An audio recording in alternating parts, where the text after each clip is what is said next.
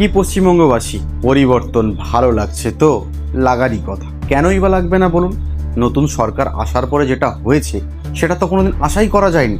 সবাই ভেবেছিল এই কেসটাও ধামাচাপা পড়ে যাবে, কারণ আরজিকর কাণ্ড তো আমরা সবাই জানি কিভাবে সেই কেসটাকে ধামাচাপা দেওয়া হয়েছে। আমরা রীতিমতো পশ্চিমবঙ্গ সরকারের উপরে আশা ভরসা দুটোই হারিয়ে ফেলেছিলাম, কিন্তু আজকে যেটা হলো সেটা কেউ কল্পনাও করতে পারেনি। হ্যাঁ, ঠিকই বলছি আমি। সবাই যোগী আদিত্যনাথকে ভরসা করে, সবাই যোগী আদিত্যনাথের রুলসকে ফলো করতে চায়, সবাই চায় যোগী আদিত্যনাথের মতো অপরাধীদেরকে শাস্তি দেওয়া হোক, কিন্তু পশ্চিমবঙ্গে আজ সেই রুলসই হয়ে গেল। কিন্তু আমার মনে কিছু প্রশ্ন আছে, আর যেটা সকাল থেকে আমার মাথার মধ্যে ঘুরে বেড়াচ্ছে। জানি না এই প্রশ্ন করাগুলো ঠিক হবে কিনা, কিন্তু আমার মনে হয় এই প্রশ্নগুলো আপনাদেরও জানা উচিত। আর আপনাদেরকে একটা গ্যারান্টি দিতে পারি, হয়তো আপনারা ভিডিওটা স্কিপ করে দেবেন, কিন্তু আপনাদেরকে রিকোয়েস্ট করব যে ভিডিওটা জাস্ট কয়েক মিনিটের ভিডিও, আপনারা একটু দেখুন, একটু সময় দিয়ে দেখুন। কথা দিচ্ছি এই ভিডিওটা দেখার পরে আপনাদের মূল্যবান সময় কোনোদিনই নষ্ট হবে না। এবার আমার মনে কি কি প্রশ্ন আছে, সেই প্রশ্নটা কিন্তু শুধু আমার জন্য নয়, সেটা আপনার জন্য, এই সমাজের জন্য। তাই জন্য আপনাকে একটু শুনতে হবে। তাহলে চলুন সেই প্রশ্নগুলো ধাপে ধাপে করে নিই। আর এই প্রশ্নগুলো আমি সোশ্যাল মিডিয়ার মাধ্যমে আপনাদের কাছে পৌঁছাতে চাই। আর এই প্রতিটা প্রশ্নের উত্তর কে দেবে আমি জানি না, কিন্তু আপনাদের ব্যক্তিগত মতামত এবং এই প্রশ্নের উত্তরগুলো যদি আপনাদের জানা থাকে তাহলে অবশ্যই কিন্তু কমেন্ট বক্সে জানাবেন। আমরা প্রতিটা মানুষ জেনেও গেছি এবং বুঝেও গেছি সোশ্যাল মিডিয়ার মাধ্যমে এবং নিউজ চ্যানেলের মাধ্যমে যে প্রভাস মণ্ডল অর্থাৎ যে অভিযুক্ত, যে ধর্ষণকারী, তাকে পুলিশ এনকাউন্টার করেছে। কিন্তু কেন এনকাউন্টার করেছে? কারণ প্রভাস মণ্ডল নাকি পুলিশের সার্ভিস রিভলভার কেড়ে নিয়েছিল এবং পুলিশের দিকে গুলি চালানোর চেষ্টা করেছিল। তাই জন্য পুলিশ তো আর দাঁড়িয়ে দাঁড়িয়ে গুলি খাবে না, তাই জন্য পুলিশ তাকে গুলি করেছে এবং সেই গুলির আঘাতে প্রভাস মণ্ডল মারা যায়। কিন্তু এখানেই আমার প্রশ্ন। কিছু তথ্য অনুযায়ী এটা জানা যাচ্ছে যে পুলিশ রাত 12:45 নাগাদ প্রভাস মণ্ডলকে ঘটনাস্থলে নিয়ে যাওয়া হয় জিজ্ঞাসাবাদ করার জন্য এবং আরো ভালো করে পুছতাছ এবং যাচাই করার জন্য। কিন্তু কেন? সেটা রাত্রে বেলাতেই কেন? দিনের বেলাতে কেন নয়? দিনের বেলাতে তো আরো ভালো পরিষ্কার বোঝা যেত, আরো ভালোভাবে সবকিছু ইন্টারোগেট করা যেত। তাহলে রাত্রে বেলাতেই কেন নিয়ে গেল? এই যে প্রভাস মণ্ডলকে সেই ঘটনাস্থলে নিয়ে যাওয়া হয়েছিল, সেটার কি কোনো ভিডিওগ্রাফি করা হয়েছে? সেটার কি কোনো ভিডিও বানানো হয়েছে যাতে সাধারণ মানুষ জানতে পারে, কোর্ট জানতে পারে, পুরো পৃথিবী জানতে পারে যে পুলিশ তার সঙ্গে কি করেছে এবং তাকে কেন নিয়ে যাওয়া হয়েছে এবং সে কি করতে চেয়েছে পুলিশের সঙ্গে? সেটা কি যাচাই করা হয়েছে বা সেটার কি ভিডিও বানানো হয়েছে? আর যদি না হয়ে থাকে তাহলে কেন করা হয়নি? পশ্চিমবঙ্গে সরকার বদলানোর পর যেসব নেতা মন্ত্রীরা চুরি দুর্নীতির সঙ্গে যুক্ত তাদেরকে রীতিমতো রোড শো করানো হচ্ছে এবং হাই সিকিউরিটি মেনটেন্স করে, এটা আমরা সবাই জানি। কিন্তু প্রভাস মণ্ডলকে যখন সেই ঘটনাস্থলে নিয়ে যাওয়া হয় তখন কি এই সিকিউরিটি মেনটেন করা হয়েছিল?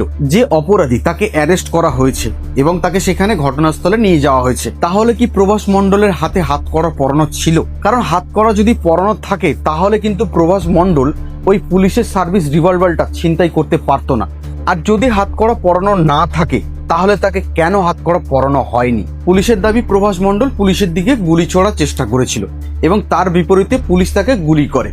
কিন্তু আমরা এটা কোথাও থেকে জানতে পারছি না যে প্রভাস মণ্ডল কত রাউন্ড গুলি চালিয়েছিল বা তার বিপরীতে পুলিশ বা কত রাউন্ড গুলি চালিয়েছিল, এটা আমরা এখনো জানতে পারিনি। মিডিয়ার মাধ্যমে এটা জানা যাচ্ছে যে একজন এনকাউন্টারে মারা গেছে। কে মারা গেছে? যে ধর্ষণকারী। কিন্তু এই বিষয়টা কোথাও দেখা যাচ্ছে না যে প্রভাস মণ্ডল পুলিশের দিকে ক রাউন্ড গুলি ছুড়েছিল এবং তার বিপরীতে পুলিশ ক রাউন্ড গুলি ছুড়লো। পুলিশ কি হাঁটুর নিচে গুলি করেছিল নাকি অন্য কোথাও গুলি করেছিল? এবার যদি প্রভাস মণ্ডলকে সেই ঘটনাস্থলে নিয়ে যাওয়া হয় তাহলে প্রপার সিকিউরিটি মেনটেন করার দরকার ছিল কি ছিল না? কারণ সে একজন অভিযুক্ত, তাকে প্রপার সিকিউরিটি মেনটেন করে সেখানে নিয়ে যাওয়া হলো না কেন? যদি নিয়ে যাওয়া হতো তাহলে তো নিশ্চয়ই এই ব্যাপারটা ঘটতো না। সে পুলিশের রিভলভার ছিনিয়ে নিতে পারতো না, সে পুলিশের দিকে গুলি চালানোর চেষ্টাও করতে পারতো না। পারতো কি? নিশ্চয়ই পারতো না। তাহলে কি এই সিকিউরিটি মেনটেন করা হয়েছিল সেই সময়? আরো একটা বিষয় খেয়াল করে দেখবেন, এই যে প্রভাস মণ্ডল, এই কিন্তু সেই ঘটনাস্থলে নিয়ে যায় এবং মেয়েটাকে যে পুকুরে ফেলা হয়েছিল সেটার কিন্তু হদিশ এই প্রভাস মণ্ডলই দিয়েছিল। তিনজনকে তো অ্যারেস্ট করা হয়েছে এবং সব থেকে অকথ্য প্রমাণ যেটা ছিল সেটাই কিন্তু প্রভাস মণ্ডল, আর তাকেই কিন্তু এনকাউন্টার করা হয়েছে। তাহলে কি এর পিছনে অনেক বড় রাজনৈতিক চাল আছে? রাজনৈতিক কারণে কি এনাকে এনকাউন্টার করা হলো, নাকি সত্যি সত্যি পুলিশের রিভলভার ছিনিয়ে নেওয়ার কারণেই একে এনকাউন্টার করা হলো? এই সত্যিটা এখন আমার কাছে এবং পুরো পশ্চিমবঙ্গের অনেক মানুষের কাছে এখনো পর্যন্ত কিন্তু অধরা। তাই এই সত্যিটা আমি এবং আপনি হয়তো সবাই জানতে চাই। আমার এই প্রশ্নের উত্তরগুলো যদি আপনাদের কাছে থেকে থাকে তাহলে অবশ্যই কমেন্ট বক্সে এর উত্তরগুলো দিয়ে যাবেন। আর আমি জানতে চাই এই বিষয়গুলো সোশ্যাল মিডিয়ার মাধ্যমে হোক এবং নিউজ চ্যানেলের মাধ্যমে হোক, এই প্রতিটা প্রশ্নের উত্তর এবং এই বিষয়গুলোকে যেন সবার সামনে আনা হয়। কারণ এর আগে একটা অনেক বড় ঘটনা আমাদের সামনে ঘটেছে, এই পশ্চিমবঙ্গের বুকে ঘটেছে, এই কলকাতার বুকে ঘটেছে। আমরা সবাই জেনেছি, সবাই দেখেছি কিভাবে রাতারাতি এভিডেন্সকে মুছে ফেলা হয়েছে। অভয়া দিদির আগে আরো কয়েকটা বডি ছিল, কিন্তু সেগুলোকে দাহ না করে প্রথমেই অভয়া দিদির বডিটাকে দাহ করা হয়েছে। এবং আরজিকর হসপিটালে যে টয়লেটটাকে পুরো সাফসুতরো করে দেওয়া হয়েছিল, সেটা কেন করা হয়েছিল? এই এভিডেন্স লোপাট করার জন্য। এটাও কিন্তু আমরা সবাই জানি। তাই সরকারের কাছে আমাদেরকে প্রশ্ন করতে হবে, সরকারের থেকে আমাদেরকে জানতে হবে যে এটা এক্স্যাক্টলি কি হয়েছে। প্রমাণ লোপাট করার চেষ্টা করা হয়েছে, নাকি সত্যি সত্যি যোগী আদিত্যনাথের মডেল এই মুহূর্তে পশ্চিমবঙ্গে চালু হয়ে গেছে। আমি আপনাদেরকে ভিডিওর প্রথমেই বলেছিলাম যে আপনাদের টাইম ওয়েস্ট হবে না। যদি আমার এই প্রশ্নগুলো আপনারও হয়ে থাকে তাহলে অবশ্যই কমেন্টে আপনারা উত্তর জানান, আপনাদের ব্যক্তিগত মতামত জানান এবং ভিডিওটাকে বেশি বেশি করে শেয়ার করুন এবং প্রতিটা মানুষকে দেখার সুযোগ করে দিন।